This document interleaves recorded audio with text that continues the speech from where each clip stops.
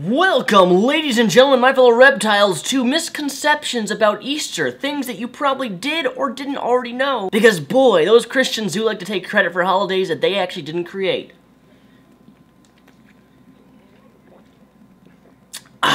But before we begin, Audible.com is a company hosted by Amazon that hosts thousands upon thousands of audiobooks for your listening entertainment and enjoyment. They have over 180,000 audiobooks. More recently, I've been listening to Tarkin, Star Wars novel. They have such a wide selection of audiobooks that there's bound to be something that you will love. If you use my vanity URL, audible.com/MrRepzion, you will get a 1-month free trial of Audible.com along with a free audiobook of your choosing. Just like the Christmas tree, Easter had pagan origins. In fact, ironically enough, Easter completely abolishes what Christianity actually stands for. The name of Easter originally was Esthera, which is a Germanic goddess of spring and fertility. For those of you who don't know, one of the biggest reasons why we always see a bunny rabbit is because this German goddess of fertility was always seen accompanied by a hare. And all of these Easter eggs that we constantly see everywhere in every place is to represent the fertility goddess. So the next time a Christian says eggs are all about the resurrection of Jesus Christ and these eggs contain little bits of chocolate to give to kitties, just tell them that Easter is all about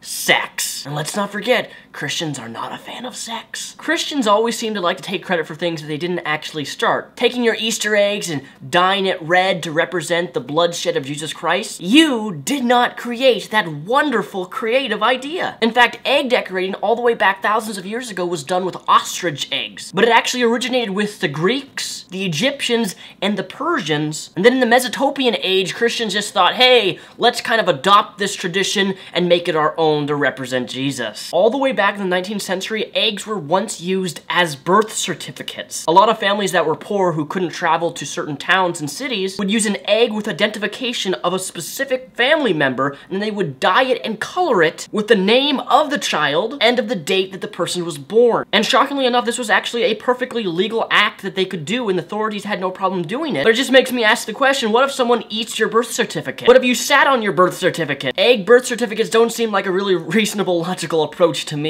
Although the bunny rabbit that we see in Easter represents the fertility god, it also represents the moon in the Egyptian culture. The hare was used to represent the date of certain holidays, but the actual character of the Easter bunny originated in Germany, where you can pretty much compare him to a springtime Santa Claus giving out candy and little goods to children. And that is actually why we now have what is known as an Easter basket. Did you know that in the early 1900s it took over 30 hours to make handmade Peeps? Yes, they were originally handmade, and they originally even had wings, which then the company just said, screw the wings, we'll make them faster without the wings. So now you know why Peeps don't exactly have wings, and that people used to slave their back hour by hour to make your little sugary marshmallow Peeps.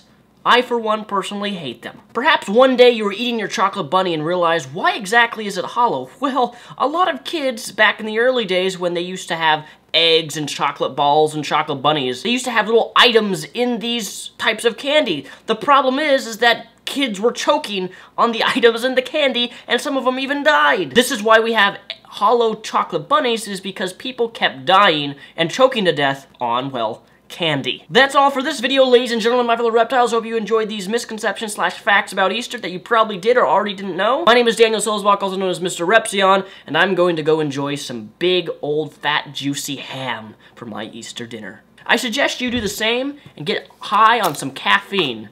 Will do you well.